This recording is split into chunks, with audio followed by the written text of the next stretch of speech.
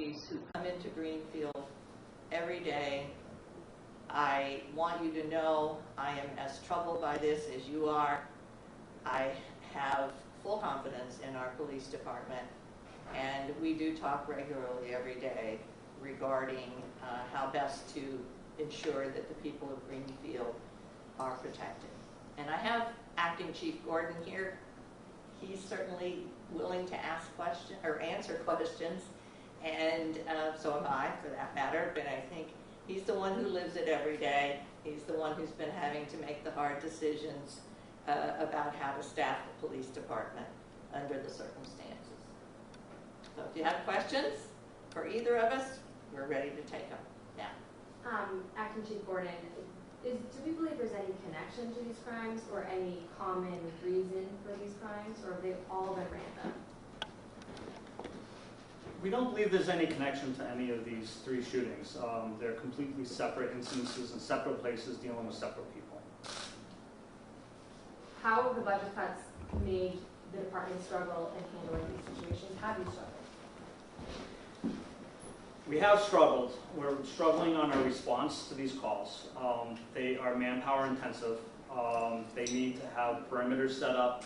They need to be able to be searching for the suspects in question, searching for the evidence, collecting the evidence, talking to witnesses. There's a lot of work to be done at these incidences. And when you only have 4 people in 2 different cars, it's very hard to do all of those activities at the same time. Now with these 3 incidents... Somebody has their hand up. Go ahead. No, you're good. The reporter has their hand up. Oh, sorry.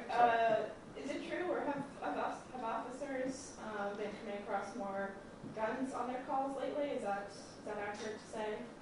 It is accurate to say that we have seen an uptick in possession of firearms. I don't have the exact percentage on me at this time, but anecdotally, we have seen a lot more firearms involved in car stops and other dealings with people in this town. So.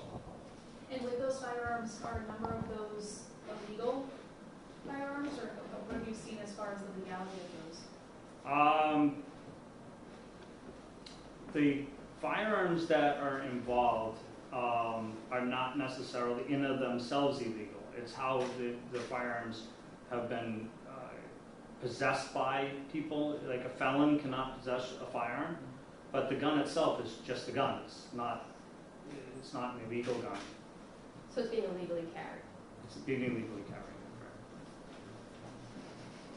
With these 3 incidents behind you, are you doing anything different to adjust moving forward?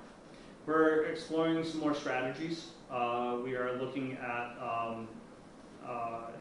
working with the town council on trying to come up with some more funding to be able to work to have the detectives able to investigate more, because we feel that the more important part of this is prevention than to work on the investigation. We would be far more comfortable with not having them here rather than investigating them here. So we're trying to work with the town council, we're working with the mayor every single day to come up with more strategies of how to address these problems. Is seeing more guns on, like you said, just car stops and those sort of routine calls, is that something in communication with other departments that they're finding the same thing, or do you think it's unique to Greenfield? Sorry. Okay. I don't think it's unique to Greenfield. I think this is an a trend that's going on in many communities, and that trend has just found its way to Greenfield. Mayor, I know we've covered the city council budget cuts and everything a lot over the past month and even before then. Is it set in stone, or is there anything that can be done with these, situations at hand and with the struggles the police department is facing? Is there anything that can be done to change it? Are you talking about in terms of money and how to maintain a fully functioning police department instead of one that's struggling with how to operate with less staff? That's in our very near future, as I indicated. There are certainly grants available. The police department themselves have applied for, what is it called? The COPS grant. The COPS grant. It's a federal grant we won't know for a while, but it's a substantial grant, and that would certainly allow us to keep the people that we have. There are internal strategies, as I indicated. One senior officer has already gone on a leave of absence, and there are others that have been talking to the deputy chief about how they may be able to help in that way. But again, we're talking about senior officers who are needed in the department. I have sooner or later our second round of ARPA money will come to me, and I'm taking a look at that as to see if there's a way to assist in maintaining the officers that we have, who are all really good officers. That's the sad thing. Our youngest, well, not just in terms of age, but in terms of when they were hired, officers all came to us trained. They came from other police departments, and we really need them to remain on the police force. So we are, by all means, looking at every place we can to make sure that we have adequate funding for the police department for the next several months. One more. Yeah. What is your staffing like right now? And at any given shift in time, how many officers do you have? Currently, we have a minimum of 4 officers on duty. Those 4 officers are in 2 cruisers. In years past, those 4 officers would have been in separate cruisers, but because of the reduction to the line items that include the fuel line and the cost of fuel, we've had to be more economical on how we use our fuel.